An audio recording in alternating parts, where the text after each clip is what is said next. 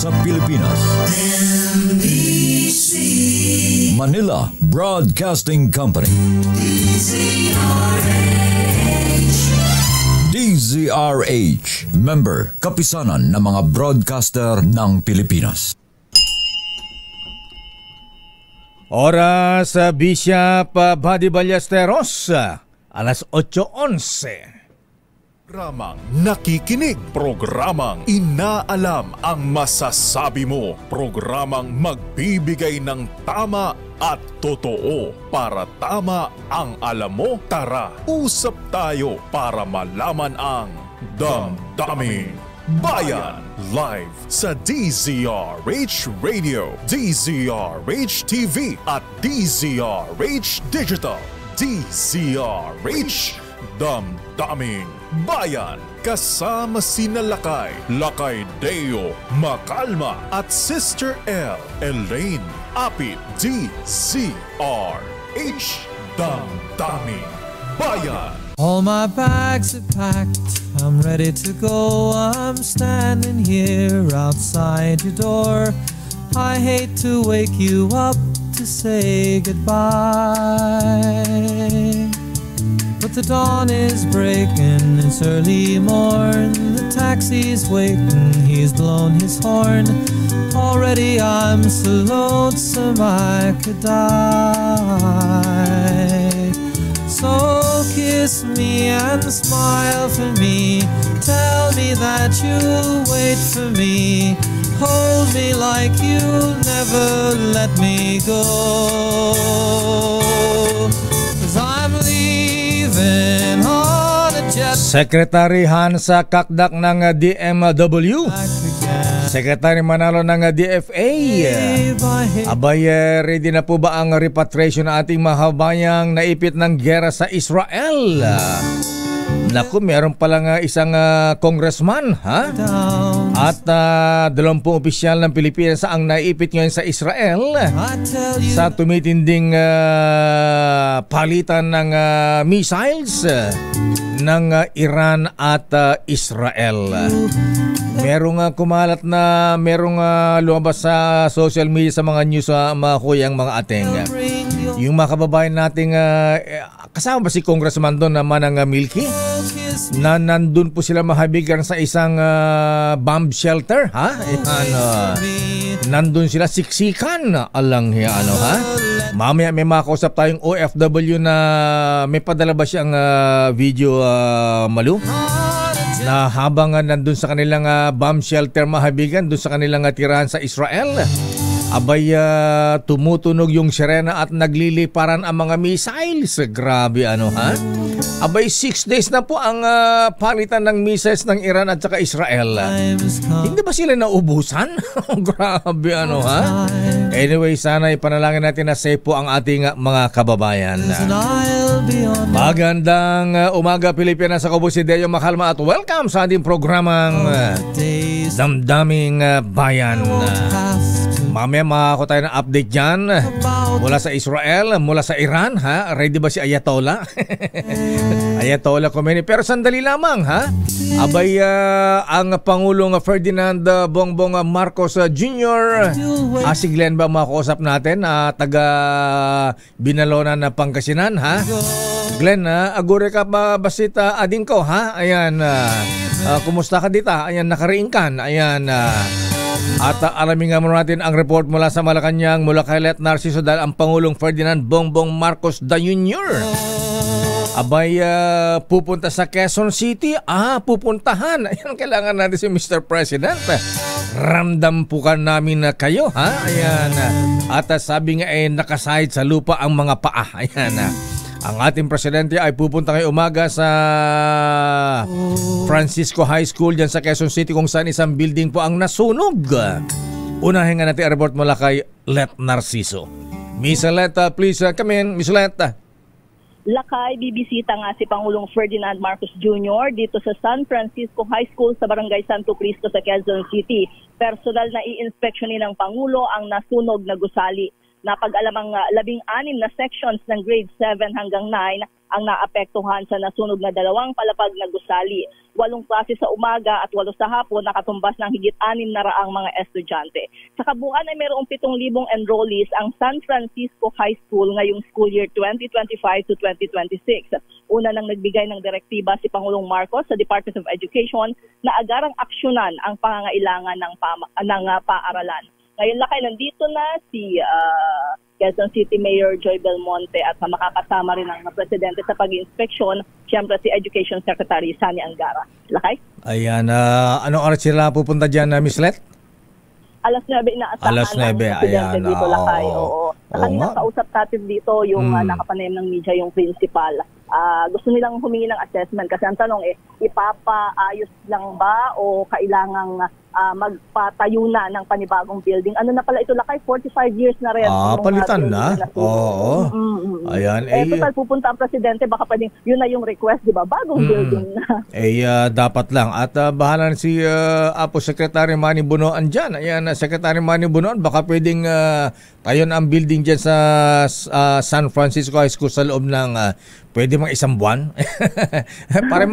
Para mga nakita natin gawa ng China na minsan isang building, ilang araw lang. Bilisan lang. Days lang, Lakay. Parang Lego lang na pinagdudugtong-dugtong. Tapos ang building. Ayan, ala ba tayong ganyan, Secretary Manny Bunoan na po? Tama yan. Kasi ito ay hanggang 2nd floor nga. Kasi kung tatayuan, di ba, pwede na request Lakay, baka hanggang 3rd na o 4th floor. So, malalaman natin kung ano magiging direktiba ng presidente mamaya. Okay nga, Ruth. Maraming salamat, Ms. Let. Good morning. Balik sa'yo, Lakay.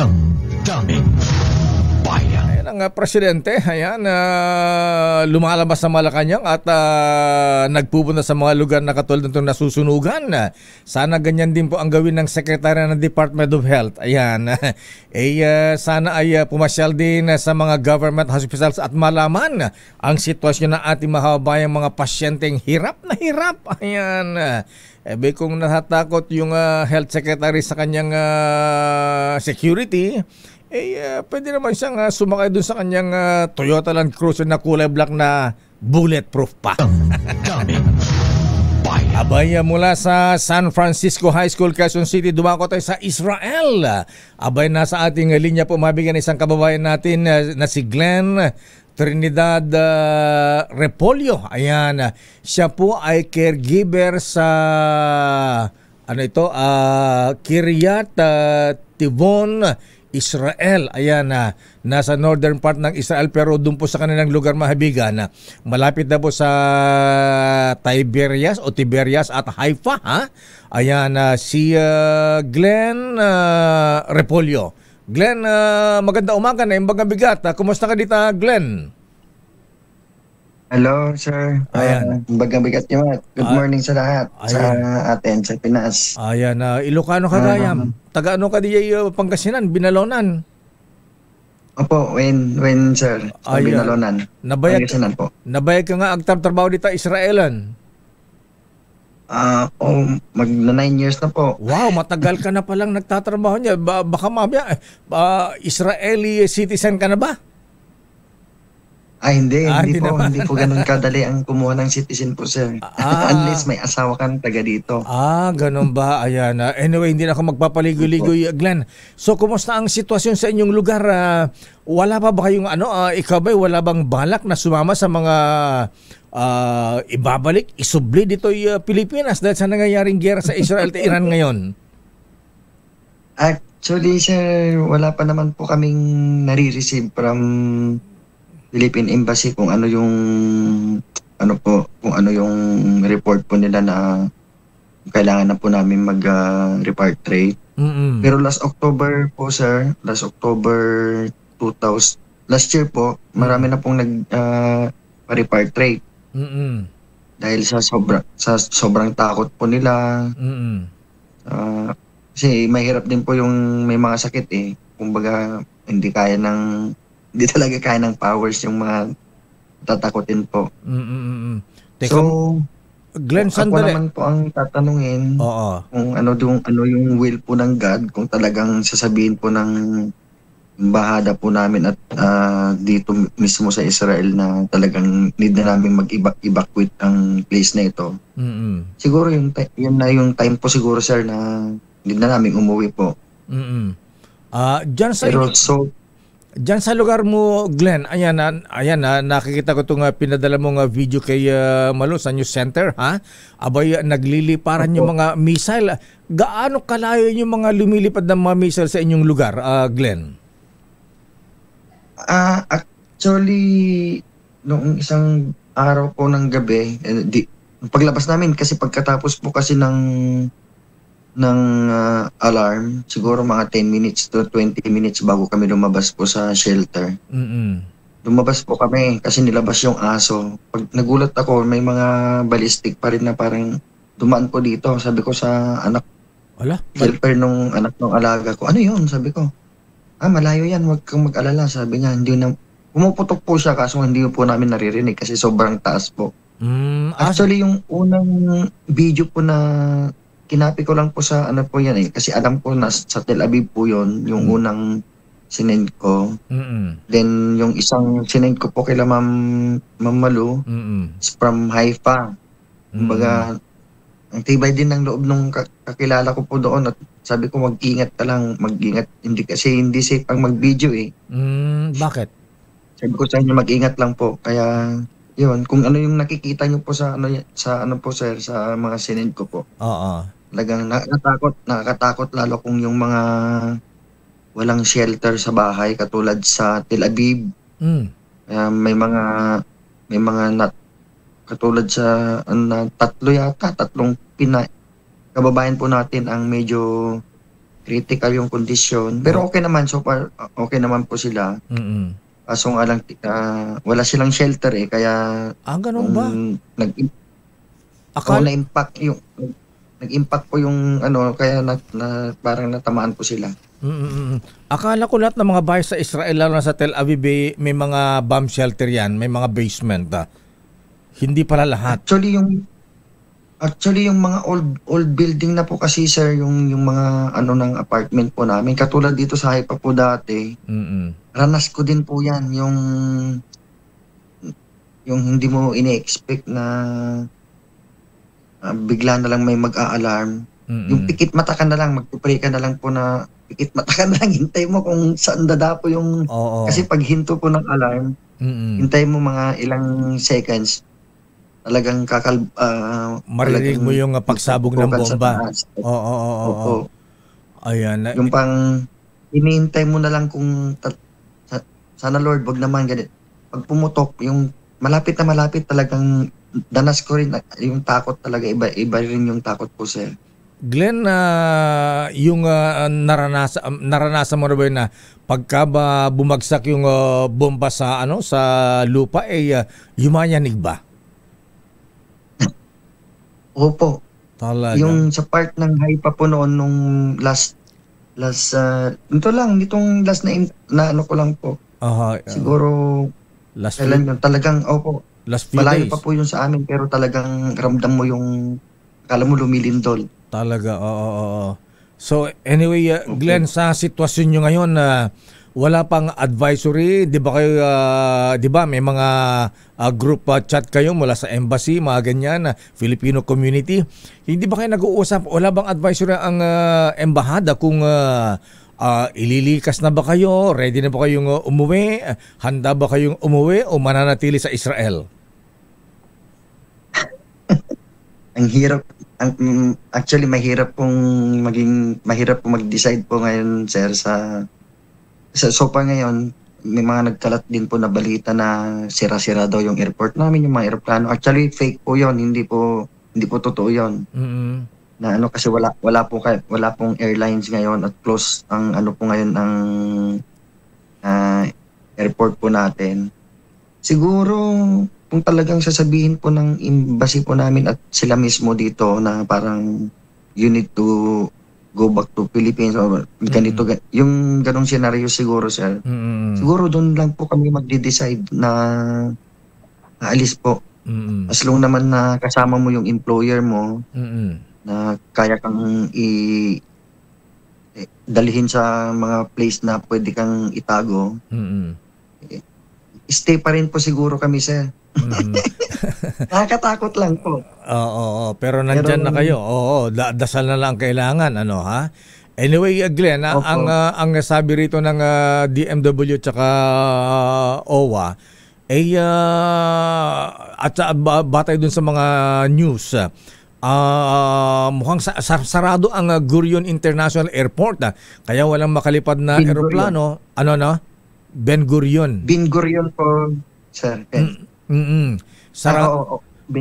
Ayan, kaya ang sinasabi ng DMW tsaka OWA, kung meron mga repatriation by land, mukhang sasakay ng bus at pupunta ng Jordan. Hindi na sa Egypt kasi malayo yata, so mas malapit ang boundary ng Jordan. So probably dyan ang puntahan kung kayo ay magpapa-repatriate. Anyway, Glenn, anong sabi ng employer mo? Sino ba ang inaalagaan mo dyan sa Israel? Bata, may kapansanan po, sir, na ano ba tawag nito, yung pinanganak siya ng 6 months. Premature. Sabi naman nung premature, tinanong ko naman sila, ano bang kalagay natin dito? Wala naman, yung parang sa kanila po kasi, sir, parang normal na yung hanggat parang meron naman yung iron dome, kumbaga hindi pa nila iba rin siguro yung kumbaga mismo sa'yo mismo tumama yung malapit sa bahay mo o whatever na gano'n. So para naman po, sir, wala pa naman po akong nalalaman na nag-evacuate o kaya umuwi ng Pinas dahil ayaw na ng amo niya, kumbaga natatakot na sila. Wala pa naman pong gano'n. Ayan. Pero as long na kaya ka namang itago o kaya dalhin kung if ever na hindi po rin namin alam kung ano yung sitwasyon ngayon na yung katulad ngayon po yung nangyayari po, sir. Yung bomb shelter ninyo, Glenn, gaano kalalim yan? Ayan, at gaano ka-safe dyan sa bomb shelter na yun? At dyan ba sama-sama kayong lahat ng mga kasama sa bahay, yung employer ninyo, mga kasama sa bahay? Opo. Hindi ko rin po alam kung gaano ka-safe yung pero alam kasi parang siya, sir, kumbaga parang bulletproof siya na na room. Bunker kumbaga, talaga. Opo. Makapal ang cement. Yung mga cement. underground siguro yung iba naman po parang kwarto lang katulad nito, kaso nga lang hindi basta-basta po na matitinag. Ayan. Ilang kayo diyan kasama mga employer mo diyan, saka yung inaalagaan mo? Bali 4 po kami dito, sir. Yung alaga ko actually doon na siya natutulog kasi hindi naman po pwedeng itakbo kada alarm. So doon na yung kwarto niya for safety naman na. Kami na lang pumupunta. Kumusta yung supply ninyo nag-alarm po. Kumusta yung supply ninyo pagkain? Hindi naman kinakapos, kinukulang, Glenn? Dito naman, sir, wala. Kumbaga may mga ganun sistema sa ibang employer na madamot sa pagkain, madamot sa tubig, madamot sa kuryente. Dito naman open po kung kailan mo gusto magkape, kailan mo gusto kumain, kailan mo gusto maligo. Wala pong as long na alagaan mo yung anak nila, gawin mo yung trabaho mo. Yun lang. Hindi sila sir, hindi sila strict na So malayo naman po ang papasok. Salamat po. Malayo ka pala sa Tel Aviv, Glenn. Ayan, mukhang ang delikado yung Tel Aviv, ang capital ng Israel. Opo, kasi matagal na. Kahit noon pa, sir, kumbaga yun yung talagang parang inaano nila na parang pag pumasok kasi ang missile nila doon, parang iba rin yung pakiramdam ng mga kaaway na. Kumbaga, yun parang Metro Manila sana Kumbaga, from dito sa Tel Aviv is 1.5 hour kung sa biyahe po ng private car po. So kumbaga sa malayo, kumbaga dito sa Metro Manila, ikaw ay nasa Bulacan kayo, parang ganyan. O kaya nasa Cavite, ganyan. Pero sa sobrang liit ng Israel, wala pong malayo dito. Sa bagay, ang liit lang ng Israel. Ayan. So anyway, for the meantime, naghintay lang kayo ng advisory kung dapat na kayo ilikas o hindi, kung ikaw ay mananatili dyan sa Israel, Glenn. Opo, hindi ko rin po alam, sir, kung anong will din po ng God, kung talagang kung hindi ko na rin kaya na natatakot ako, bakit hindi ako uuwi, sir? Kung baga, siyempre, i-save mo din yung buhay ng kung anong meron tayo. As usually sir dito ang ano nila parang hayaan mo nang matakot ka sa gera kaysa matakot ka pag uwi ng Pinas. Mas malaking hamon pag uwi ng Pinas eh. Bakit? Dahil mahirap ang Pinas. Walang trabaho. So, mas gugustuhin mo diyang, di baling medyo may pangamba dyan, at least may trabaho ka kaysa ka umuwi ng Pilipinas, walang trabaho. Ganun ba yan? Parang ganun na nga po, sir. Pero, siyempre, kailangan, ano pa rin po namin, kumbaga, siyempre, ang buhay pa rin, safety. Talaga po sa amin, kung by force na po kami na, talagang uuwi po kami. Kumbaga, hindi na namin magdalawang isip po. Kumbaga, uwi na kami. Kung sabihin ng embassy na kailangan na nating lumikas within 24 hours. Ganun talaga. Pero kung sa sarili mo, kung papipiliin ka, manatili dyan sa Israel kaysa bumalik ng Pilipinas? Hindi ko rin po masyadong masagot ngayon, sir. Kasi kung baga, ngayon lang din talaga kasi nag-direct ng, kumbaga, yung mga pinapadalahan ng Iran ng tulad sa Hezbollah, tulad dito sa ano dati, sila yung nagpo-provide po ng mga gamit po nila. Ngayon, direct na from Iran yung atake po nila. Iba yung lakas niya ngayon. Iba yung kakaiba po ngayon sa yung mga ginagamit po nila. Kasi yung mga bombang, mga missile na nanggagaling sa Hamas o kay Hezbollah. Ayan, oo. Anyway, ikaw ba, kumusta ang pamilya mo? Kasama mo ba dyan o nandito sila sa Pangasinan? Actually, yung anak ko po nasa Cavite po, nasa JME po. Nasa Cavite. Oo. So, pamilya mo nasa Cavite. Opo. Actually, nung October 7 last year, siyempre nakita niya po yung balita na ganito. Sabi niya, umuwi na daw ako. Sabi ko, hindi ka pa tapos sa pag-aaral. Anong nasa college ba anak mo? Nasa elementary, high school? College na po. This year, hopefully, mag-graduate na rin po siya. Buti naman. Okay, Glenn. Ang mas nakakatakot lang naman dito, sir, yung mga tao kung katulad sa nangyari dati na umatake sila, hindi lang sa rocket, hindi lang sa kumbaga tao na mismo yung pumasok sa Israel na talagang yung pinasok na mga Hamas, tapos pinagbabaril yung mga tao diyan, mga anyway. So panghuli, Glenn, so ano ang mensahe mo sa iyong pamilya at mga magulang dito sa Pilipinas? Siyempre hindi maiwasang sila ay nangangamba sa inyong safety diyan. Opo. Hindi, actually, sir, kumbaga, ini-inform ko naman po sila, lalo yung anak ko po, na na okay naman. Kumbaga, ini-inform ko every time na hindi po ako busy rin sa work ko at yung pwede kaming mag-chat o tumawag. Yun lang naman po ang sir, kumbaga, safe naman ako, sabi ko. Ayan na. At syempre, need din namin ng prayer, hindi lang kami, need din namin ng suporta nyo, prayers nyo, kumbaga, salamat din po, sir, na na-lift nyo kami kahit sa ganitong pamamaraan, kumbaga, at least naiibsan din po yung mga pangamba namin. Kumbaga, yung at least nakikita nyo rin po yung possible way na nakakatulong po kayo sa amin po. Yun lang naman ang po natin na sana maging okay lahat, maging okay yung mga negotiation na po nila para mahimik na rin ang bawat isa na Pero in case of emergency, Glenn, meron naman kayong group chat sa mga Filipino community dyan, embassy na madalian kung may mga advisory, matatanggap nyo kaagad. Meron kayong mga ganyan, group chat? Opo. Okay. Mayroon naman po, sir. Kumbaga, maraming marites din po mga marites. Actually, mabilis lang din ang balita po dito, lalo may gera. Kumbaga, alerto din po silang nagpo-post na ganito yung place, mag-ingat kayo lagi, ganito. Ayan, at least yun lang naman po sa yung papabot ko. Sana maging okay rin yung maiabot din sa, hindi ko naman inaano na pag gusto na namin pong umuwi kasi siyempre yung iba talagang takot na rin pong gusto na rin pong umuwi na Siyempre. Yun, need din namin ng prayers nyo. Kumbaga yun din yung hinihingi ng bawat isa sa amin. Ayan, Kasi hindi rin po natin alam ang buhay. Kung bukas makalawak, mahulugan kami ng ano, di ba? Hindi rin po natin alam. Tama yan. So anyway, maraming nanalangin dito sa Pilipinas sa kaligtasan ninyo, ang ating mga kababayan dyan sa Israel. Ayan. Glenn, maraming salamat. Diyos agina, agan-anad ka dito.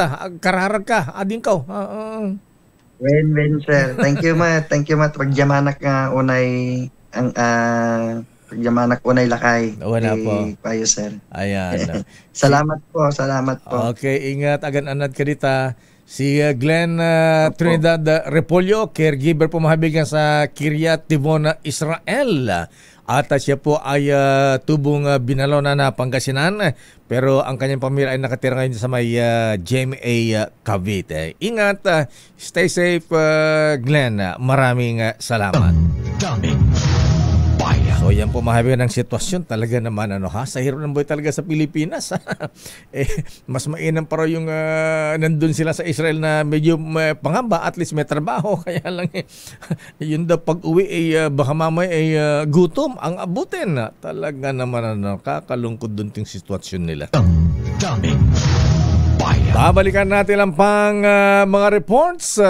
Sandali lamang, Raymond Dadpaas, ano ang latest sa Senado? Standby man ang military kung ano ang latest sa Kamara de Representantes.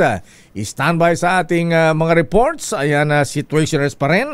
At siyempre ayan, magandang umaga sa ating mga kapulisan. Good morning, General Nicolas Torre III. Talaga namang iba ang General Torre. Marami ang parang nabuhay ang former PNP Chief Pinga Lacson at Guillermo Eliazar. Ayan, naging alerto. Ayan, walang mga pulis ngayon na natutulog sa pansitan at malupit. Kailangan healthy tayo. Yung mga tabatsing-tsing na pulis dyan, abay simulan nyo ng mag-exercise at mag-diet.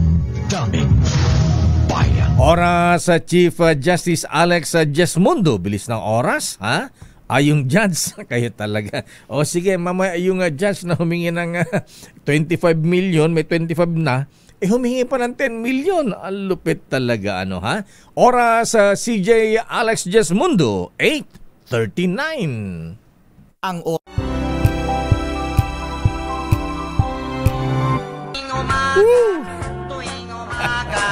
tuwing umaga, mag-exercise tayo tuwing umaga, upang ang katawan natin ay sumigla. Mag-exercise tayo. Good morning, Campo Crame General Colas Torre III. Ayan, mag-exercise po tayo sa mga pulis na mga tabatsing-tsing dyan, mga kuya, Ayan, diet, Di ba, Sister L? Yes, nako, tama ka dyan, Lakay. Kailangan, tayo, healthy lagi. Actually, yes. Lakay, hindi lang naman yan sa kailangan payat ka. Kailangan healthy ka. Kailangan physically fit. Yes, Ayan, kasi parte yan din ng trabaho nila. Paano ka tatakbo niyan kung mabigat ang katawan, di ba, Lakay? Tsaka iba rin yung, tingin mo sa isang pulis pagka matikas. May kilala ko walang tiyan na pulis. Ganun ba? Parang Andre Dizon yan. Kasi laging nagbabike. Ayan, dyan Andre Dizon lang kayo yan. mga pulis ang Kasurug Cups dyan sa Bicol. Sila, Lakay, nag-iikot yung mayroon silang team na nag-iikot nakabike, yung iba na nakamotor. Visible sila sa mga kalsada. Nag-iikot sila, Lakay. Bike ang parang ginagawang patrol. Yes. So may bike, may nakamotor. Para pagka may responde, mas mabilis. Kanya-kanyang style yan. Sa New York naman, Sister L, Pag nagpapatuloy yung mga pulis doon, lalo pagkagabi, ang lalaking kabayo. Nakakabayo sila. Nakakatakot yung kabayo, Lakay. Ang lalaki ng kabayo. Ayan, so maganda yan. Yes, pero maganda yan, Lakay, kasi para din sa, kasi di ba may mga pulis, Lakay, na inaatake habang naka-duty, yung iba. At mainitan lang, Lakay, medyo hinihingal na, kulang na sa exercise. Pero good morning muna, Lakay. Good morning, Sister L. Bumati ka muna sa mga kababayan mo, baka makalimutan ka sa election. Yes, siyempre hindi ko makakalimutan. Good morning, Luzon, Visayas at Mindanao. Diyos marahay na aga, Bicol Region. Diyos marahay na aga sa mga kababayan ko dyan sa Juvillar, Albay. And of course, sa mga kamag-anak ko dyan sa Barangay Bautista, Juvillar, Albay, ayan, Kadag and Apit family. Si Mayor di yung babatiin. Ayan. Hi, sino ba Mayor namin? Kita mo na. Nagdududa na ako. Ayan, si Mayor Jorem Arcangel. Ayan. At of course, hindi ko makakalimutan lakay. Ang ganda ng pangalan ng Mayor niya. Arcangel kinakalimutan.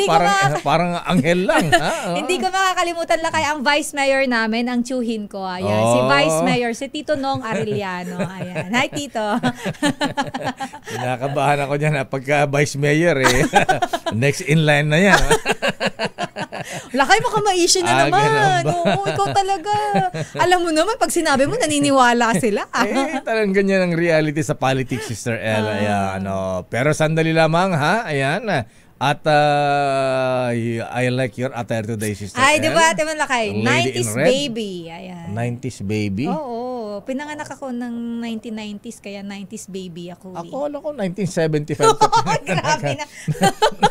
1993 naman lakay. 1993 ka ba? Oo. Akala ko 1975. Grabe. Pero sandali lamang, nako, eto, General Colasator III. Ayan, kailangan ng tulong nyo rito, sir. Flash Report. Flash Report! Ano ang flash report ni Edwin Duque? Nako lakay, eto bakit naman lalaki na hablutan ng cellphone dyan sa may Caloocan at isang ginang naman lakay. Nako, kumusta yung tainga niya Edwin dahil nahablutan naman ng hikaw? Nako, Diyos ko. Oo, masakit yung lakay. Oo, baka gold yata yung suot. Baka napilas na yung tenga ni ate. Oo, ilamin natin lakay. May mga pulis ba dyan sa area Edwin? Baka tumatakbo to lakay. Meron bang effective ba ang 5-minute response ng PNP natin dyan? Alamin natin lakay. Mula kay RH23, Edwin Duque. Edwin. Mayor Deo, Miss Elaine, ang problema, kalating oras na. Wala pang pulis dito sa monumento. May masisibak na pulis. May masisibak na pulis dito. Pagkakalahating oras na, wala pang response ang mga pulis. May tumawag ba sa 911? Sabi ng enforcer kanina, tinawagan na nila yung pulis. Pero kanina, may nakita ko rito sakay ng mobile. Pero, ayun, yung dalawang biktima, dinala ng DPST traffic enforcer sa police station para doon na mag-formal complaint. Dahil itong si Aling Severina Angeles ng Barangay Potrero, habang naglalakad ito patawid dito sa may dulo ng MacArthur Highway, napakalapit na sa monumento, doon sa papuntang palengke. Itong si ate ito nakamaroon. Inabangan doon sa pagbaba ng hagdan, sinundan, inakbayan ng dalawa yung nakita niya, pero isa yung bakbay sa kanya. Sabay hablot nung kanyang souvenir sa kanya pang anak. Nako. Na binili yung kanyang arites. Ayun, at pumunta rito para sana mahuli agad yung suspect. Pero ngayon ay wala pa rin makita pulis dito. At doon sa lugar na pinangyarihan. At dinala na lang, merong pulis, pero highway patrol group. Sila naman yung nagmamando ng traffic. At abalang-abala sila rito. Pero yung mismo sanang re-response ay wala pa hanggang ngayon. No? Edwin, hindi naman napunit yung tenga ni ate. Ayan, pinatanggal ba? Sila ang nagtanggal? Paano na ko yung kanyang aritos, yung kanyang hikaw? Inablot, Mayor. Inablot. Kaya medyo pula-pula yung tenga ni ate kanina at nilalagyan niya ng hawak-hawak sa isang parang punas na pinagtatapak. Napilas ba yung tenga ni ate? Hindi ko kasi habang nagkikwento kasi may iyak kanina. Pero itong si Daniel Yap ng nabutas naman, pagbaba ng mga monumento sabay-sabay papuntang Rizal Avenue, hindi niya namalaya yung pinuksan ng isang babae, Mayor. Babae naman? Babae. Buti merong isang vendor na sabi niya, Kuya, may nagbukas sa bag mo. Nung tingnan niya, wala na yung cellphone. Itinuro niya lang yung babae papuntang LRT. Inahabol niya. Nung nahawakan yung kamay, nagbububiglas, nakawala. Nabitawan niya yung cellphone na kinuha sa bag niya. Nung lalaki, yung dalang shoulder bag na itim at isang sweater, nagamit ito at nagpumiglas. tumawid sa may Rizal Avenue. Papunta doon sa may Grand Central. Ang problema, walang humabol.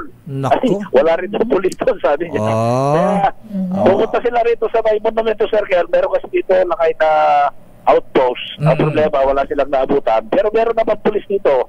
Nagkataon lang siguro, no, na walang naabutan ng katayon. Wala pa rin. So, dinala ng traffic enforcer doon sa quarters para paimbestiga dahil yung bag na nasamsan ng lalaki baka may mga pagkakilanlan para mahuli kung sino man yung mga nag-aabag dito sa Rizal Avenue. Ganon din doon sa may palengke ng Bonifacio. Dahil dyan sa loob ng Bonifacio, Mayor, maraming kabataan dyan, minsan may inuman dyan, minsan na tumpul-tumpul yung mga kabataan dyan. Dati ni-read na yan at pinag-uhuli ng DSW. Okay. Anyway, Edwin, yes. Yung nangyari kay ate na hinablutan ng hikaw at saka yung dinukutan ng cellphone na si Kuya, yan ay nangyari sa LRT sa may monumento, parehong lugar. Yung babae, doon sa dulo ng MacArthur Highway. MacArthur Highway. Sa may Bonifacio Market, no? Pero monumento pa rin yan. Itong lalaki, dito naman sa may Rizal Avenue, malapit din sa monumento. So, area ng monumento, circle. Monumento area. Monumento area. Monumento. At pinatulungan natin doon sa mga traffic enforcer at umiiling na sila, tayo sila rin. Kanina naghahanap. Ayan, okay. Edwin. Ayun sa police station para magsumbong. Sige. Reklamo yung nangyari dito sa dalawang biktima. Tama-tama, magre-report si Edniel Parosa. Patanong natin kay PNP Chief General Torre. Ha? Ayan. Siguro itong mga ganitong matataong lugar. Ayan. Dapat maaga pa may mga naka-deploy na rin mga pulis dyan. Kailangan ng police visibility. Para matakot yung mga kriminal, mga mandurukot, mga snatcher dyan. Anyway. Sipin mo yan sa bahay, magkahiwalay na lugar lang. Same area. Sabay ko in-interview yung dalawang biktima. At yung reaction nila talaga medyo maawa ka dahil pupunta sa trabaho ngayon. Hindi na makapagtrabaho dahil nga pangyayari. Ayan, oo. Ayan na. Pero, okay nga Rod, Edwin, sige. Sa Monumento Circle, RS-23, at itong kinakulat sa DSRH, una sa Pilipinas, una sa Pilipino. Damdaming Bayan. Maraming salamat, Edwin Duque. What is happening to our country general? Ayan. Alam mo, Lakay, ang problema lang kahit anong gawin talaga, may mga area na as of now hindi pa siguro napopostihan, pero sana yung mga head ng bawat lugar, Lakay, mga police chief kasi hindi naman yan ni General Torre mababantayan lahat, di ba? Kaya nga may mga direktiba na nakuha dapat may mga foot patrol, mga ganyan. At yung mga matataong lugar katulad ng LRT, MRT, ayan, monumento. Public transport area. Anyway, alamin muna natin ang report mula kay Edniel Parosa sa Campo Crame. Merong press conference ang ating PNP Chief General Nick Colas Torre III. Edniel Parosa, ano ang latest dyan sa Campo Crame? At itanong mo na rin kay Gial Torre, ha? Ayan. Meron bang, wala ba siyang one strike policy? Ayan. May mga ganyan si General Eliasar noong araw. One strike policy. Na pagka may nangyaring krimen, ayan, walang nangyari, ayan. Wala daw press con, Lakay. Ano meron? Malakas promo pala. Ang bira, akala ko may press ko na si General Nicolas Torre. Pero magre-report daw muna si... Sino ba unahin natin? Si Ednel muna, Lakay, kasi may press con mamaya. Akala ko nandiyan si General Nicolas. Sige, tawagin mo si Edniel. Report mo lang kay, anong report nila kay? Wala sa akin. Wala ba? RH52, Edniel Parosa, update mula dyan saan, Lakay? Hindi naman krami ito sa Campo Aguinaldo naman ito okay. Sa Aguinaldo ba Air Force? Kasi mga piloto ang pinag-uusapan dito okay. Philippine Air Force nagsasanay na ng mga piloto para sa bagong FA-50s fighter jets ba? Ito ba yung galing made in South Korea ba ito, Edniel? O made in US of A? Arrest number 52, Edniel Parosa, please come in. Tama ka dyan, Lakay. Made in South Korea. Nagsasanay na ng mga bagong piloto ng Philippine Air Force para sa paparatingan ng mga FA-50 fighter jets. Ayon kay PAF spokesperson Colonel Bon Castillo, kakibat kasi ng 12 bagong batch na FA-50s mula South Korea ay ilan ding mga bagong sistema o kapabilidad. Titiyakin muna ng hukbong sapat ng kanilang mga pilotong kaya magpalipad ng pinakamodernong asset na pangipapawid ng Pilipinas. Ito lamang Marso, 2 piloto ang natatandaang nasa Ruiz FA-50 crush sa lalawigan ng Bukidnon. Dahilan din para mawala ng isang unit ang unang squadron ng fighter aircraft dito sa bansa. Pakinggan natin si Colonel Castillo. Part of the training of the package for the acquisition is the training program for pilots because of the new systems that is in place with this newer models of the FA-50. Inaasahang makakarating sa bansa ang 12 bagong FA-50s hanggang sa 2030. Bahagi ito ng $700 million deal sa Horizon 3 ng AFP Modernization Program. Samantala, hindi pa rin sinasantabi ng PAF ang kagustuhan nitong makabili ng F-16 multi-role fighter jets. Kinumpirma ni Castillo na pending pa rin ang request sa Department of National Defense. Mas maganda kapabilidad ng MRFs at may mas malayong range at malakas na firepower. Nauna nang inaprubahan ng Amerika ang pagbebenta ng F-16 sa Pilipinas, pero nilinaw ng DND na naghihintay pa sila ng offer para rito. Edniel, Lakay, doon sa binabanggit nyo, Lakay, doon sa police response. Bago yung police response, Edniel, ilang fighter jets ang bibili natin from South Korea? 12, Lakay, yung 12. Paparating na. Paparating na. 2030. Oo. Magkanong isang fighter jet kumpara doon sa ibinebenta ng Amerika? Magkano difference? Lakay, yung 12 na paparating, kasama na doon sa $700 million na $700 million. Oo, ng AFP Modernization Program. Habang yung inaprubahan naman ng US ay 20 sets o units ng F-16 fighter jets, $5.58 billion ito, Lakay. Wow. Napakalaking halaga ng pera. Pero ito ay hindi ibig sabihin naman na kukunin ang susundaban na ng Pilipinas dahil mag-aantay pa tayo ng offer mula doon sa pinakakumpanya na magbebenta dito sa ating bansa, Lakay, na F-16.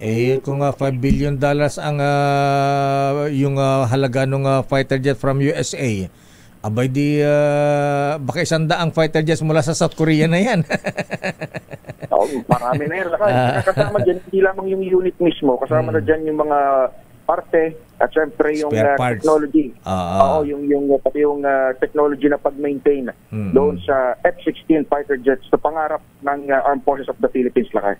Okay. So balik tayo sa Campo Crame, Edniel.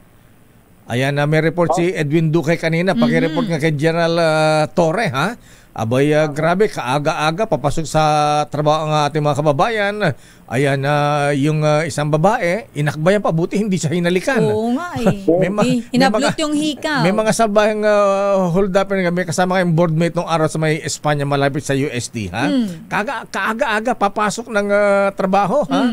Inakbayan ng hold-upper, tinutukan ng patalim sa gilid. Ayan, para hindi halatang kunyari hindi hino-hold up pagka may kasalubong na na tao, ayan, parang inaakbay na parang siyota, ayan, tapos hinalikan pa. Umiskor pa, no? Grabe, ayan, okay, sige, proceed. Lakay, dyan masusubukan yung 5-minute response na PNP. Tatawag sila sa 911. Yung 911 naman, Lakay, na emergency sa mga cellphone, hindi kailangan ng load yan kundi ako nagkakamali. Ito yung 911, tapos pinating yung 1 kasi yung 1 yung police response. So pag nag-ring yung 911, kapag may sumagot na operator, press 1. Kapag nag-respond ka, may makakausap sila na police operators at sabihin lang yung lokasyon at yung nangyari. Doon magkakaroon ng pasimula yung sinasabi o pangako ng 5-minute response ng PNP. Talagang wala silang makikita, Lakay, sa mga police boxes o police community precinct dahil kung matatandaan mo, pag-upo ni General Torre, pinatanggal niya na yung mga yan at pinalabas yung mga police. Dapat yung mga police yan romoromda, kaya dapat may report kung bakit wala agad rumisponde doon sa nangyari. Pero subukan natin, Lakay, dahil dapat masubukan dyan di General Torre ng Northern Police District sa Kaliman yung 5-minute response. Kung di ako nagkakamali, Lakay, may mga ilang police sa NPD ang kasama doon sa mga pinalitan last week dahil nga sa pagpalya na nakasunod sa 5-minute response ng bagong liderato lakay ng PNP. Nako, lagot yung President Commander ng PNP dyan sa bandang monumento niyan na Edniel. Biro, dalawang insidente ang nangyari ngayong umaga. Kung tama ba lakay Caloocan itong Monumento area. Monumento area Caloocan yan. Caloocan. Oo, kapapalit lang ng chief of police din dahil hindi nga sumunod dun sa 5-minute response para naman natin kung ano mangyayari diyan dahil ang pangako ng bagong top cup every week heads will roll, sabi niya gano'n. Okay nga Rod. Maraming salamat, Edniel. Balik sa inyo lakay at Israel. Damdamin Bayan. Maraming salamat, Edniel Parosa, at standby Sherwin Alfaro sa ating DCRA sa Malakas promo. Abay, nasaan siya, Sister L? Si Ninong Sherwin ay nandyan ngayon sa may barangay Duyan-Duyan sa Project 3 dyan sa lungsod ng Quezon, Lakay. At may winner na ba tayo? Pwede na bang tawagin? Ayan, pwede na daw Lakay. Mamaya na yung commercial break. Ganun ba? Sige, papasukin natin at grabe nilalamig na, umuulan yata sa Quezon City Lakay kasi meron pa tayong 30 minutes commercial, ha? Grabe naman, hanggang bukas daw. Nabasa na raw Lakay yung winner, so kailangan nating tawagin Lakay. Naku, kawawa naman. Ba't nasa labas ba? Wala ba sa loob ng bahay? Wala Lakay. Ayan, Ninong Sherwin Alfaro sa ating DZRH Malakas promo. Kulot. Dahil malakas ang kakong makinig sa DZRH, malakas ka rin sa amin. Itodo nyo na ng malakasan ang inyong radyo at makakay na ang matyempohan ng aming roving reporter na nakikinig o nanonood sa DZRH. Instant, mananalo ka ng malakasang 1,000 pesos sa DZRH Malakas promo, hatid sa atin ang kauna-unahang radyo sa Pilipinas, DZRH. Una sa Pilipinas, una sa Pilipino. Ninong Sherwin Alfaro, sino ang bibigyan mo na aginaldo ngayong araw ng Miyerkules, Simbang Baklaran? Sherwin. Yes, nakain ako dito sa barangay Duyan-Duyan na may pangalan palang Duyan-Duyan. Dito sa Quezon City. Yan nagsisimula ng umulambon. Pero bakit nandito kami sa kalsada, Lakay? Bakit? Kasi habang nag-ikot kami rito, pinara kami. Kala ko enforcer tong pumara sa atin. Yung pala magsusumba dapat. Pero nakasuot din sa DZRH.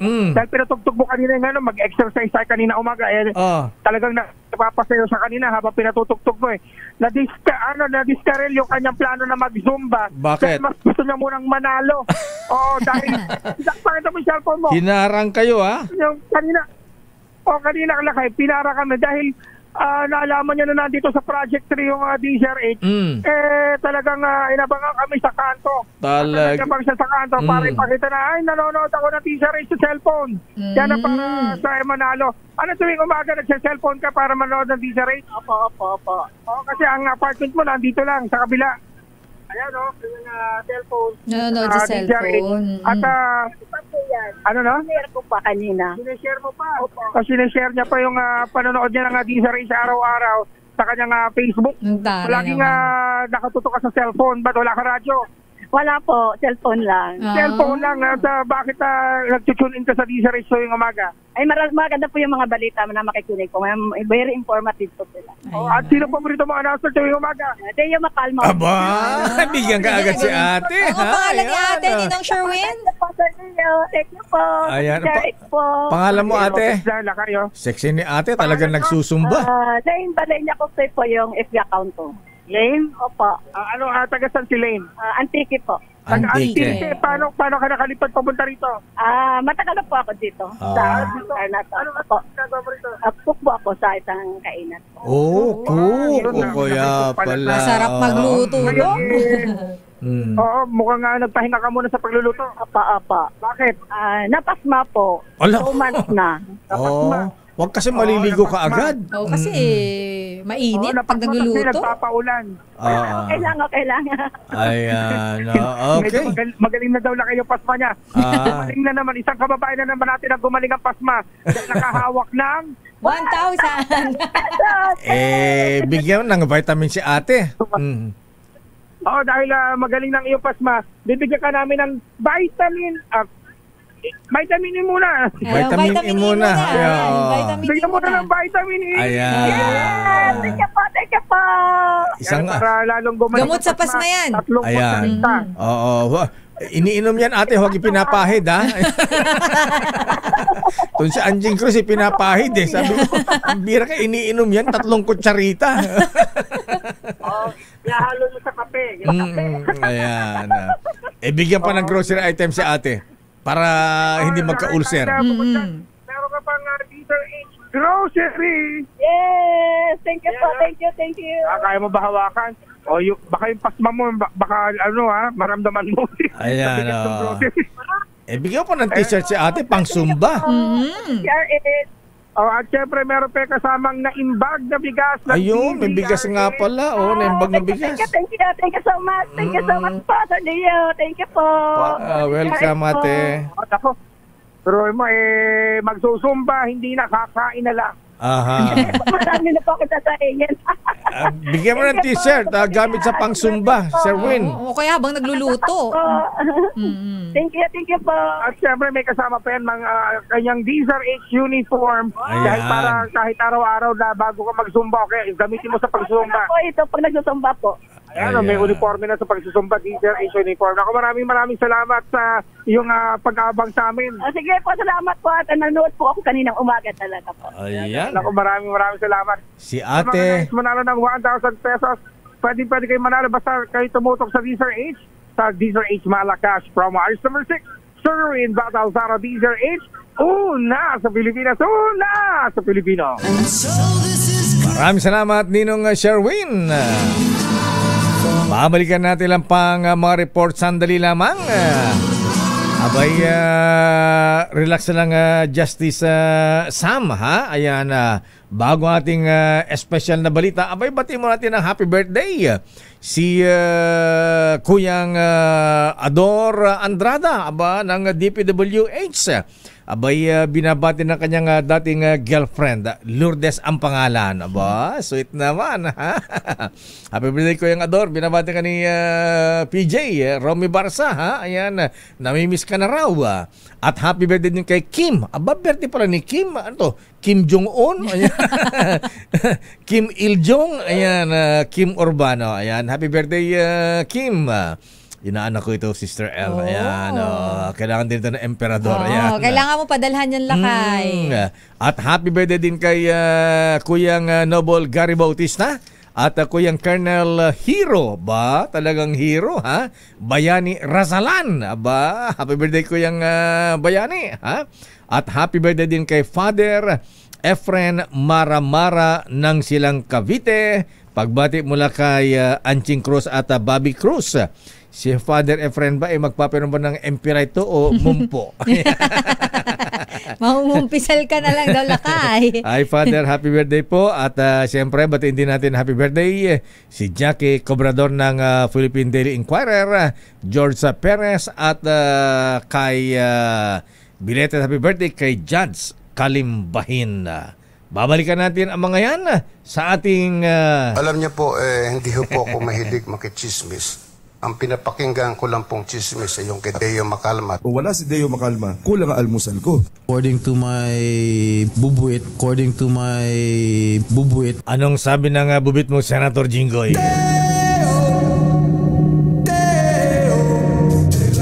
At mamaya, ayan, eto na yung mga inaabangan ng mga gods of Padre Faura. Kailangan tapusin mo na daw yan, Lakay. Natin, kung hindi, kakasuhan ka na nila. Nga, baka i-contempt na ako. Yung judge na Tuyang Enyet Socorap, kabago-bagong appoint, ha? Ayan, ang laki-laki ng ang dami ng pera nun, Lakay. Milyonaryo na yun. Pwede na siya mag-retire, Sister L, ha? Saan mo pupulutin yung 25 million? Isang rakitan lang, Lakay. Isang kaso lang yan, ha? Antindi naman. Ko. Anyari, nako, ayaw to ni CJ Alex Gismundo, ha? Babalikan natin yan. Oras, Sister L. It's 9:09. Sa Sister L. It's 9:17. Ito po, si Gloria Diaz, Miss Universe. Kayo ay nakikinig sa Damdaming Bayan with Deo Macalma and Sister L. Good morning, ma'am. Ikaw ang Miss Universe ng buhay ko. Eto na, Justice Sam. Grabe, ano, ha? Pero bago ang lahat, pinapawad muna natin ating pakiramay sa pagyaon ng buting ama ni Mabel Aribe, ha? Ipinapalam po sa mga kaibigan, kakilala at kamag-anakan na si Ginoong Mariano Juna Aribe Jr. ay sinundo na po ni Lord noong Linggo Father's Day. Si June Aribe ay buti ama ni Mabel Aribe na kasama natin dito sa DZRH. Siya ang pumapalit kay Wonder Woman Miss May Binauhan sa pag-aangkor sa Operation Tulong pagka may mission si Miss May. At ang labi ni Tatay June ay nakaburol sa Emerald Chapel, Loyola Memorial Park sa Marikina City. Ayan, siya po ay ililibing sa June 21, araw ng Sabado, sa Paraiso Memorial Park sa San Mateo, Rizal. So tayo po ay nagpapaabot ng pakikiramay. Ayan. At ganoon din, nagpapaabot din tayo ng pakikiramay sa pagyaon naman ng aming classmate, si Pacifico Buduan ng Pinili, Ilocos Norte. Our condolences po. Hindi kita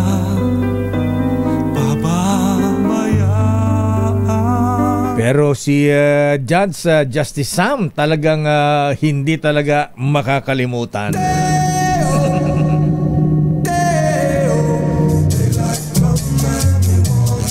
Ganun ba? Sige, huwag kang mag-alala, Miss Malu, kaya inuuna natin to special na balita.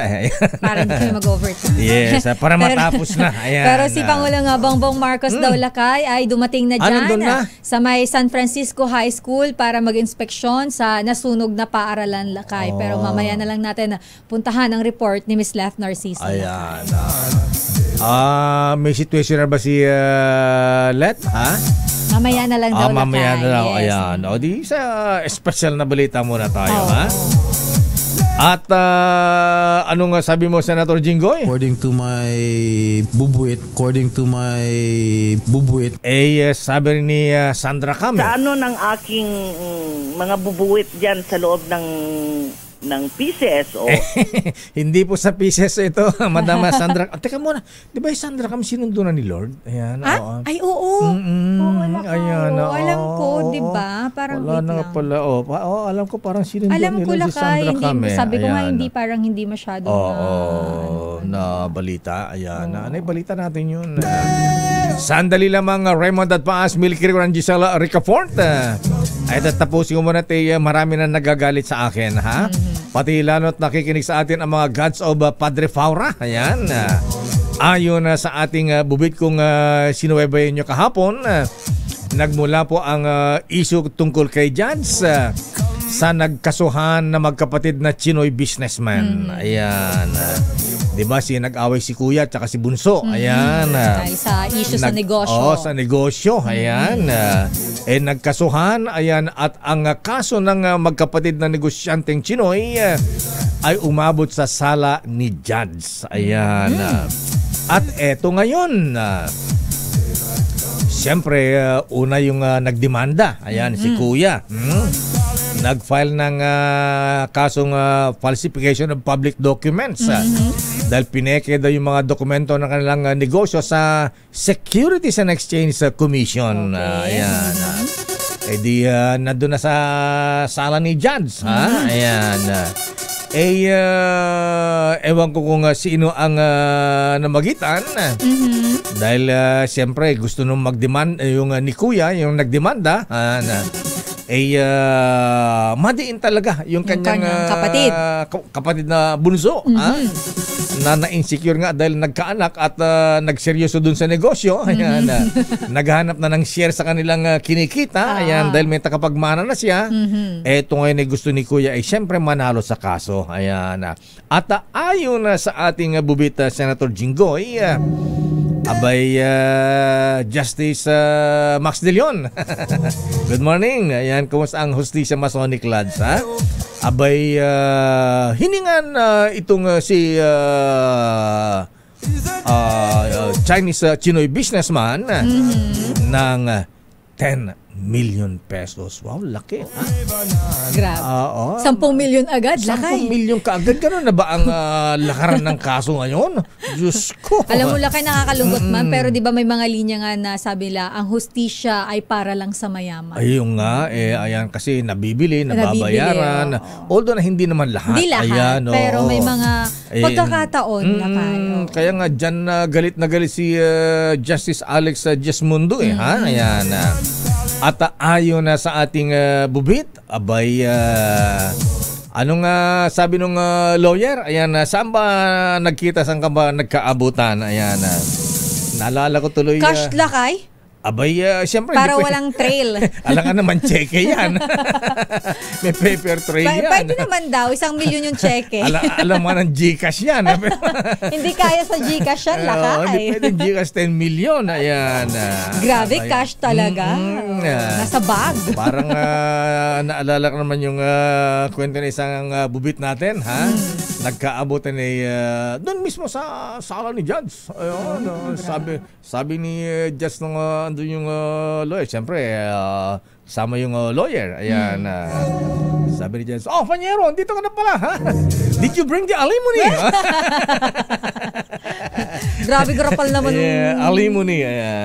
Kakaloka, ha? At ayon sa ating bubit, Sister L, abay, di siyempre, si Bunso, ayan, alam mo man, matitinig din. Di natin alam kung si Judge ba ang nagsabi dun sa Bunso. Sabi, 10 million na. Dapat mas malaking bigay mo. Gaybi. Kasi hindi pwedeng tapatan mo lang. Yes. Siyempre, highest bidder, Sister L. Ayan. Mananalo yung highest bidder. Gusto ni Bunso manalo against kay Kuya. Ayan. Naglatag ng 15M, Sister L. Pero ito ang malungkot, Justice Bong Pascua. Ayan. Abay, nung may bigay yung 15 million, mukhang matindi ang lifestyle ni Judge. Ayan, mukhang luxurious lifestyle mukhang si Judge. Jet setter pa si Judge. Mukhang matindi ang pangailangan. Aba, hindi pa nakontento dun sa 15M na ibinigay nung isang nung dinimanda, yung si Bunso. Bakit? Abay, sabi dagdag ka ng 10. Para i-dismiss natin. Grabe. Di siyempre si Bunso, just lako-lako na itong ano. Saan ako ka ng 10 million pa? Laki naman ng 10 million na yun. So, anong nangyari po mga kuya, mga ateng? Saan naman pamarisan nito? At sana lakay tanggalin na lang yan. I-disbar kasuhan yan lakay. Disbarment. Eto ngayon na Sister L, hindi nakapag-deliver na additional 10 million itong si Bunso. Ayan. Anong ginawa niya lakay? Already, instead na i-dismiss ang kaso, tuloy ang kaso. Kahit binigyan siya ng 15 million? Wag yan. Tuloy ang arraignment. Ayan. Sabi ni Judge. Grabe. Talaga namang alupin ni Judge. Pinira niya yung magkapatid. Hindi na lang siya magtrabaho lakay. Okay lang siguro na mapapatawad pa natin yung isa pa, pero lagaring hapon. Kaya nga, lakay. Yung nagdemanda, hiningan na. Yung idinimanda, hiningan din. Yun nga Nagkabigayan na, nagpadagdag pa. Ang kapal naman ang mukha niya.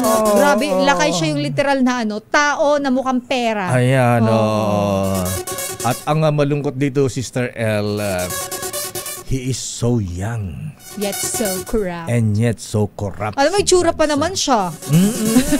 Diba? Pogi pa. Pogi ni Judge. May itsura si Judge. Lakay. Alam mo yung wala sa itsura. Yan.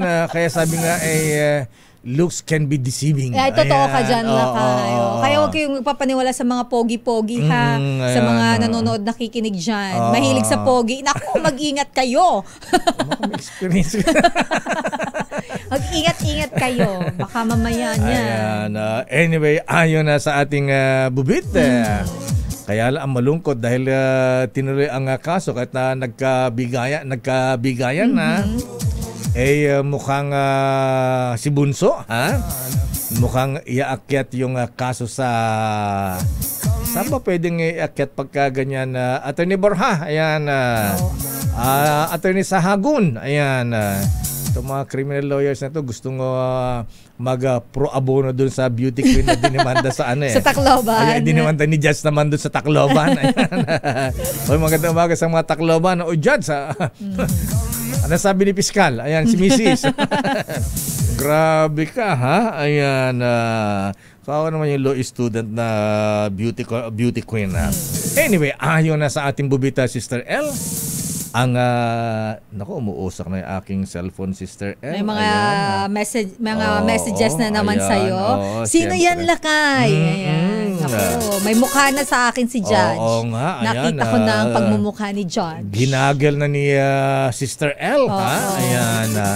At uy, pogi. Ayan, parang di makabasag pinggan, pero malupit pala, ha?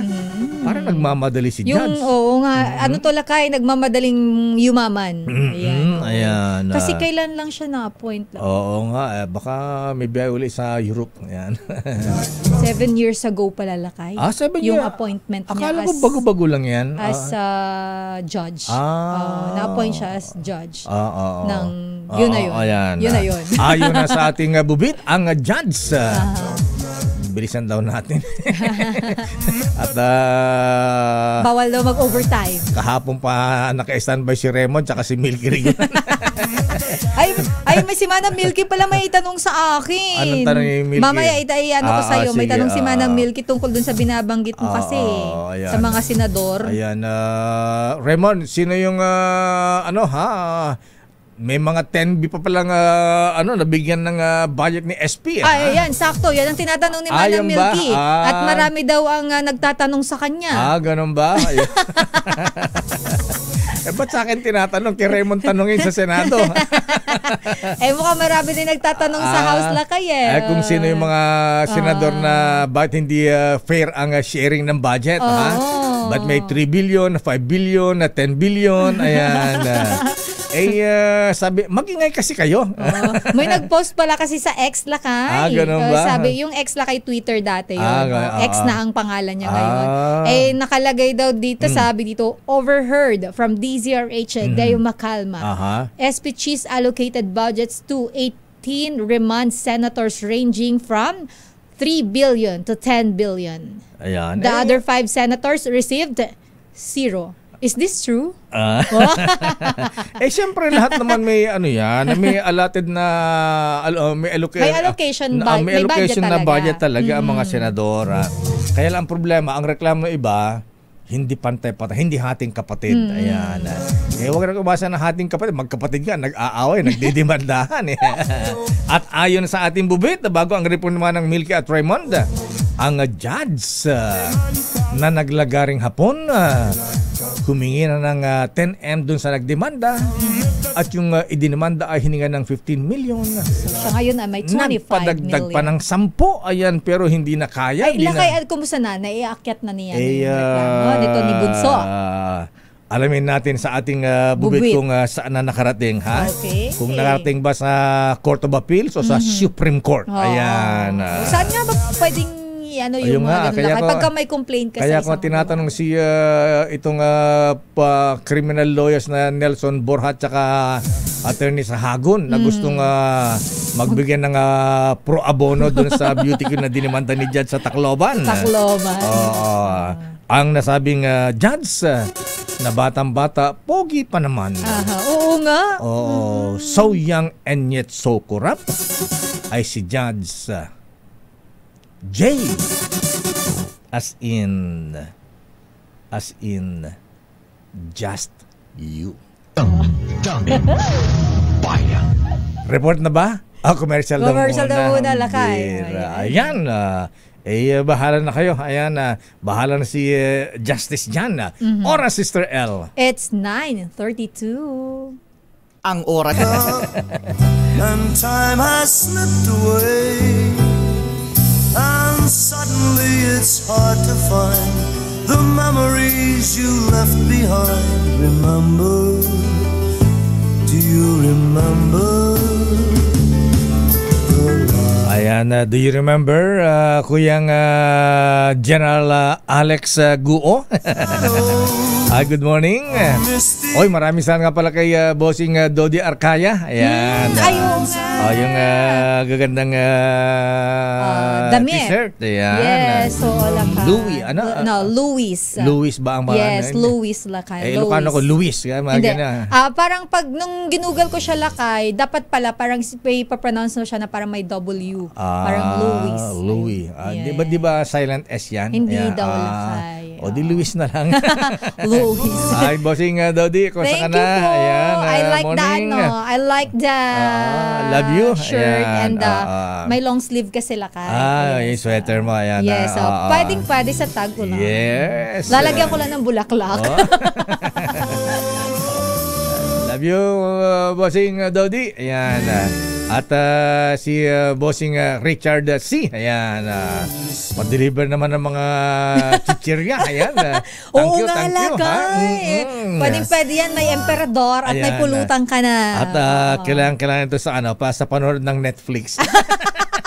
Ayun, diba? Netflix and chill. Pero sandali lamang, sabi ni Raymond tsaka Manamil, ang daldal nyo, report na kami. Sabi nila, yung totoo, yung kayong dalawa, gusto nyo pa ba kami papasukin o aalis na lang kami? Eto na si Raymond at Paas, Pilipinas, wala dapat kakampiyan sa nangyayaring tension ngayon sa pagitan ng Israel at Iran. Ayan. Ayon kay Senator Coco Pimentel. Raymond at Paas, please come in. Raymond. Mayor Elaine, walang ibang paraan para matigil ang palitan ng missile sa pagitan ng Israel at Iran, kundi sa pagitan ng pag-uusap at mapayapang pamamaraan. Ito ang paniniwala ni Senate Minority Leader Aquilino Coco Pimentel III, kasur ng pakiusap sa gobyerno na huwag kumampi sa kahit kanino. Payo ni Pimentel ay patutulong ang Pilipinas upang marisolba ang gusot sa lalong madaling panahon. Maaring magalok na maging venue ng mga pag-uusap sa pagitan ng dalawang bansa dahil tiyak na apektado ang presyo ng petrolyo gaya ng ating naranasan sa ngayon. Maliban pa sa napakarami nating mga OFWs na nakadeploy sa lugar na tinatawiran ng mga missile, hindi lamang sa Israel at Iran. Narito si Senador Coco Pimentel. Impact nito kasi of course oil prices apektado for sure, and then ang dami natin deployment sa area na yon, tinatawiran ng mga missiles yung area na yon. So ang contribution siguro natin dito is to observe the cold neutrality of an impartial judge. Kung pwede mag-contribute tayo sa settlement of the issue, kung tayong kumampi, lumit na tayo, offer tayo to be what? Venue for talks. What? As the bridge between the two countries. Yan ang gawin natin. Kasi kailangan peaceful resolution po ito. Thousands of missiles na po ang mga pinapaputok nila. At delikado kasi isang maling location na mapasubugan. It might really escalate. Bahagi ng pahayag ni Senador Coco Pimentel. Ito si RH28 Raymond para sa DZRH Mayor. Si Senator Coco, outgoing na ito hanggang June 30 na lang. Nagbigyan pa ba siya ng budget ni Senate President?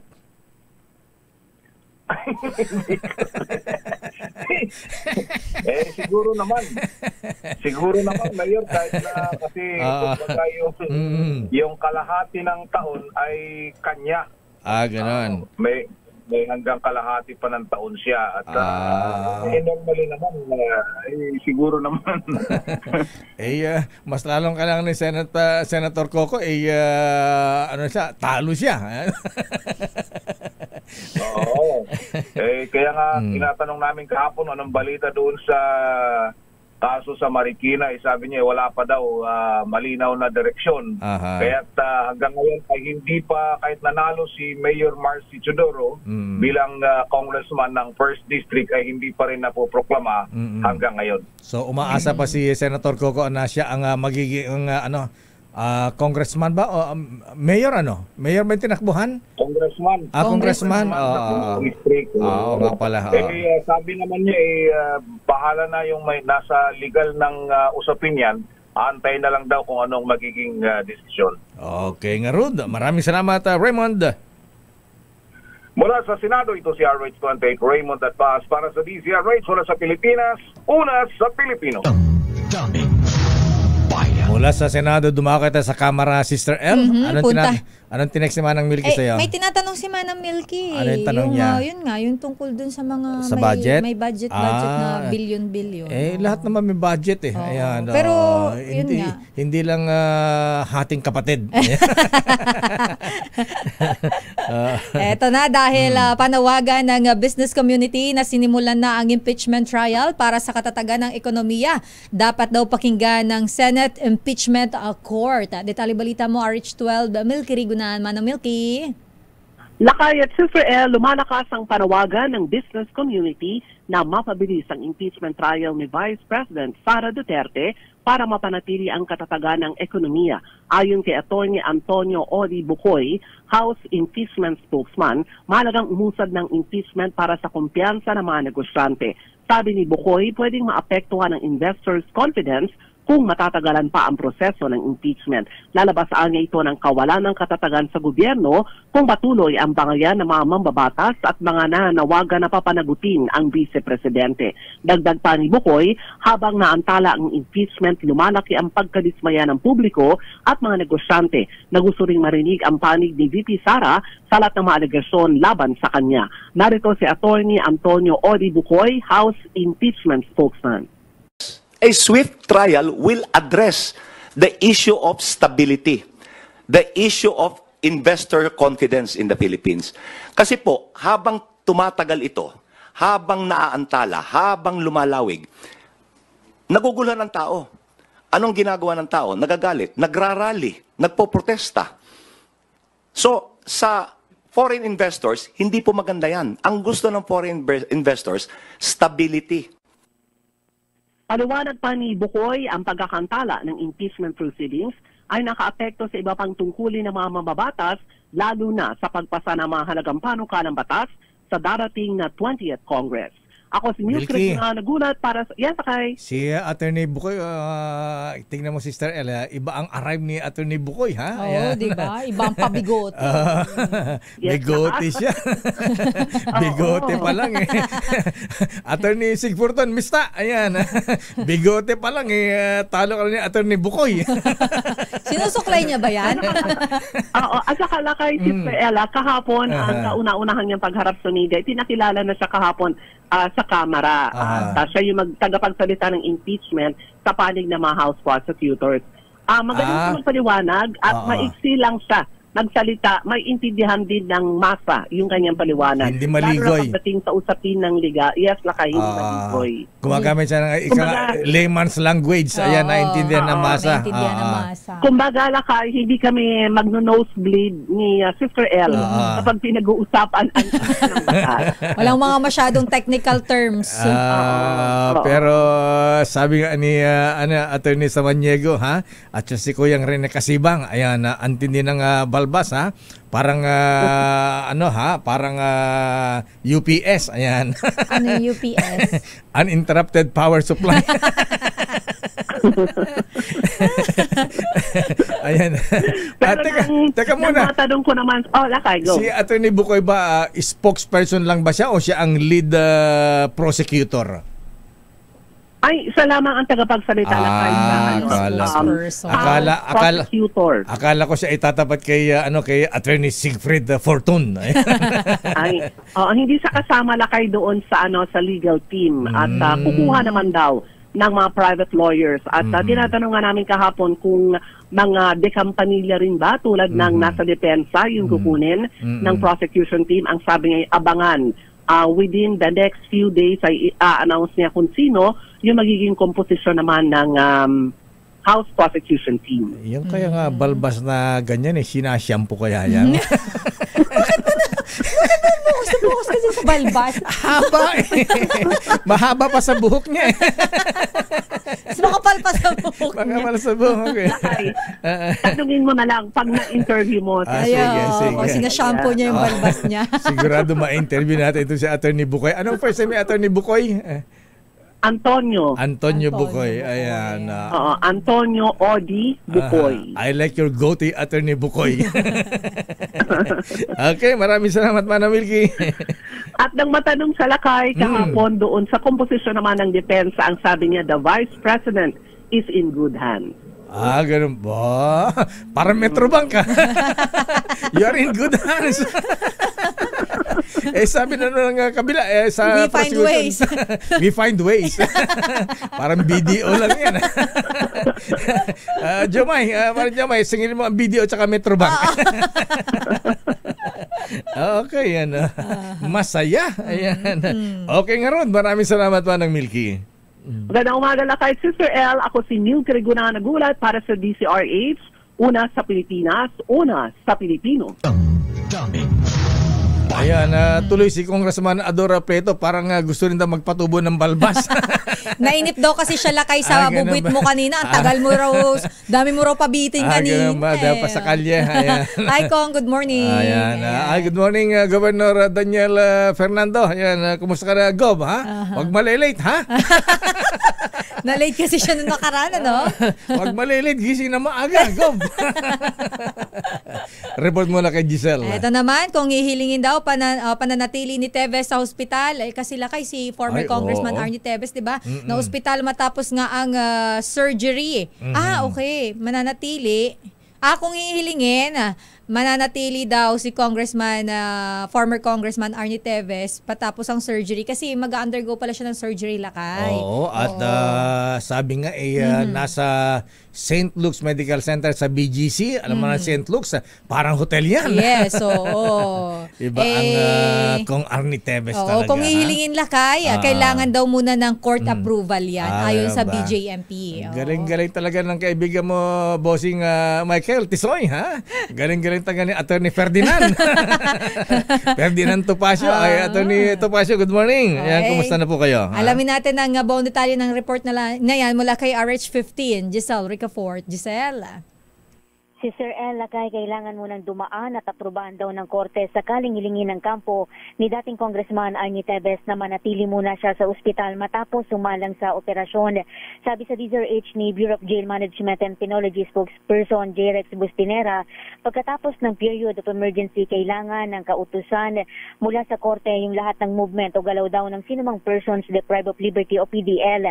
Wala pa niya silang natatanggap na medical clearance mula sa PGH o Philippine General Hospital sa Maynila kung saan sumailalim sa appendectomy si Teves. Sabi ni Bustinera, kung may discharge paper na mula sa pagamutan, agad siyang ibabalik sa Metro Manila District Jail Annex 2 sa Camp Bagong Diwa sa Taguig. Ngayon lang, Lakay, ang kinukumpirma naman ni Attorney Ferdinand Topacio na naging matagumpay daw yung operasyon sa kanyang kliyente. Operahan na? Yes, Lakay. Ang bilis, madaling araw, Lakay, nagsimula yan. Naging matagumpay daw yung operasyon, sabi ni Attorney Topacio, at ngayon ay nagpapagaling na lamang yung kanyang kliyente. Nagpasalamat siya kay UP Manila Chancellor Michael T. sa pag-arrange daw noong paglilipat kay Teves sa PGH. Gayon din doon sa team ni Doc Mark Paul Lopez sa mabilis o mahusay na pagtugon doon sa posible na life-threatening medical condition sa dating mambabatas. Giselle, life-threatening, ano ba yung sakit niya? May tinanggal ba sa bituka, sa tiyan? Ayan.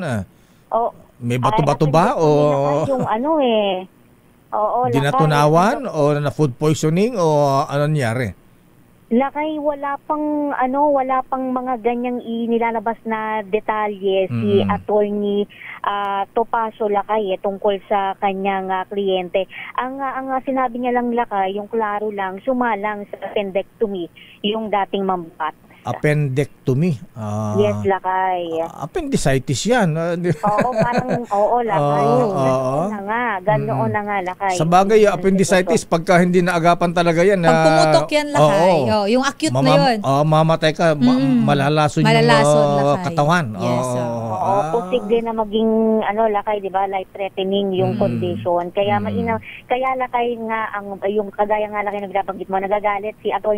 Topacio dahil kahapon daw halos lumuhod daw yung kanyang kliyente sa BJMP personnel para agad siyang madala sa pagamutan. Pero tumanggi daw yung hindi daw pinayagan ang tauhan ng BJMP batay na rin sa umiiral na protocol. Ngayon, nadala lang siya ng ospital nang dumating na raw si Atty. Topacio doon sa detention facility ng BJMP sa may Taguig kahapon. Iba talaga Atty. Ferdinand Topacio, Tisoy, kaya namin kumuhang lawyer sa kanya. Atty. Ferdinand. Alam mo, kilala to lakay talaga sa pagiging abogado ng mga controversial na personalidad. Yan ang forte ng ng Atty. Topacio. Atty. Topacio, magkano bang magkano acceptance fee? Ayan. Pero in fairness naman sa kanya, lakay yung kliyente niya, hindi niya iniiwan. Kita mo, pumunta pa ng Istimor yan. Nandun sa Istimor si Congressman Tebes. Ayan. Siyempre, kung malaki man ang budget at nito Topacio, sulit. Ayan. Okay nga Rod, maraming salamat. Teka muna, so nakabalik na ng, nasa ospital pa ba o nakabalik na ng bikutan? Yan lakay yung tinatanong natin kay Atty. Topacio kung magre-request ba sila na manatili muna sa ospital habang hindi pa fully recovered yung kanyang kliyente. Ngayon kung magre-request daw, ang sabi ng BJMP spokesperson lakay, kailangan muna nilang dumaan sa korte o maglabas ng kautusan yung korte. Ito kung papayagan ng korte. Lakay. Antayin natin lakay kung yung magiging susunod na hakbang kung hihiling yung kampo ni Tebes. Ito si Giselle Ricoport para sa DZRH, una sa Pilipinas, una sa Pilipino. Maraming salamat Giselle. Kailan magpahinga muna si Congressman Arnie Tebes sa Sentux hanggang December. Latagal naman. Pero alam mo lakay, totoo yun, kapag ka naoperahan ng ganyan, kailangan na mong ipahinga muna. Ay, siyempre. Kailangan mag-heal yung sugat, operasyon. Si Boy G, anong report ni Boy G? Ang Department of Agriculture nag-inspeksyon naman sa Paco Public Market ng mga smuggled na sibuyas na diskubre. RH29, Boy Gonzales. Boy. Sister Ella Lakaya Gayo nagsagawa ng monitoring at inspection sa Paco Public Market sa Ermita, Maynila, si Agriculture Secretary Francisco Chu Laurel Jr. Nais na kalim na personal na makita ang sitwasyon ng bentahan ng mga produktong agrikultura sa nabanggit na palengke kasama ang iba pang opisyal ng DA. Paraan din ito para malaman ni Secretary Laurel ang kasalukuyang presyo ng mga ibinebenta sa palengke kung saan isa-isa niyang kinausap ang mga vendors. Ayon kay Laurel, nakakasunod naman ang iba sa presyo ng mga pangunahing produkto pero napansin nila kasama si Police Lieutenant General Edgar Alan Okubo, ang Chief Directorial Staff ng PNP, na may mga smuggled na sibuyas na ibinebenta sa palengke. Hindi naman napapanagutin ng DA ang mga nagbebenta ng imported na sibuyas sa palengke pero alamin nila kung sino ang supplier at nagbabasak ito ng mga smuggled na sibuyas. Ito si Boy Gonzales para sa DZRH, una sa Pilipinas, una sa Pilipino. Maraming salamat Boy Gonzales Dumagoso. Ayan, ihabol natin ang report mula kay Let Narciso. Andun ang Pangulong Marcos. Ano ang gagawin sa nasunog na building ng San Francisco High School? Let, please come in. Miss Let.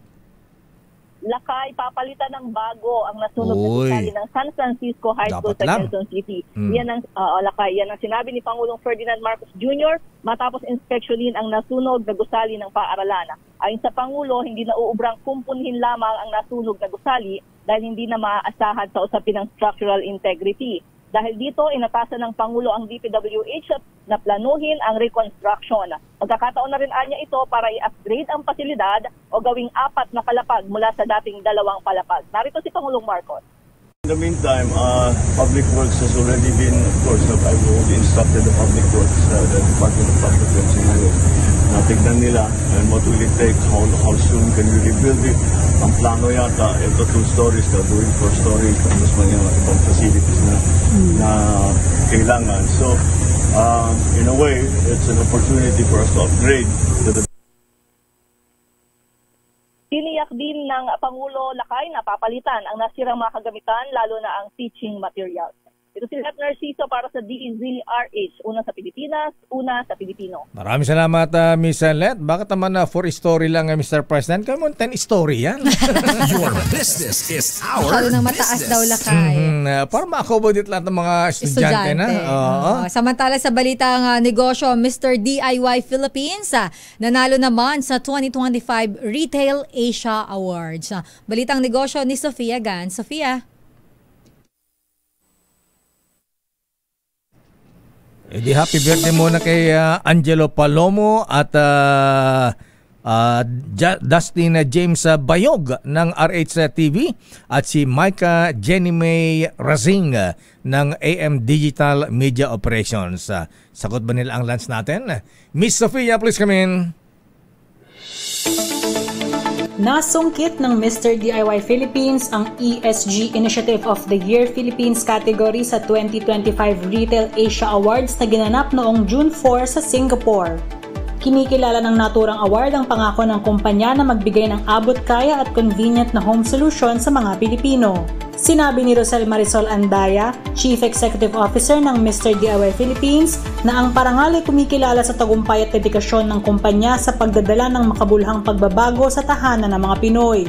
Mula nang makapasok ito sa merkado ng Pilipinas noong 2018, ang Mr. DIY Philippines ay mabilis na nag-expand mula sa 6 hanggang 700 na stores sa 339 municipalities pagdating ng 2024. Nabanggit rin ng kumpanya na 77% sa mga stores nito ay nasa underserved areas o sa mga lugar na may limited access sa mahalagang resources at serbisyo. Bukod sa tagumpay sa ekonomiya, ibinida rin ng Mr. DIY Philippines ang kanilang Good Bag campaign na naglalayong mabawasan ang paggamit ng plastic para sa ikabubuti ng kapaligiran. Samantala, nagsara ang palitan ng piso kontra dolyar kahapon sa halagang 56 pesos and 7 centavos kada US dollar. At iyan ang ating balita sa mundo ng negosyo. Your business is our business. Ito si Sofia Gans para sa DZRH, una sa Pilipinas, una sa Pilipino. Iba rin si Mr. DIY. At yan na mahabian ang kabaran natin palatuntunang damdaming bayan. Ako po si Deo Macalma. Sister Al po, Elaine Apit. Stay safe everyone. God bless po. Operasyon Tulong susunod na. Wonder Woman, Miss May Binauhan. Oras, Sister L. Alas G's. Ha? Ano oras? Alas G's, Lakay. This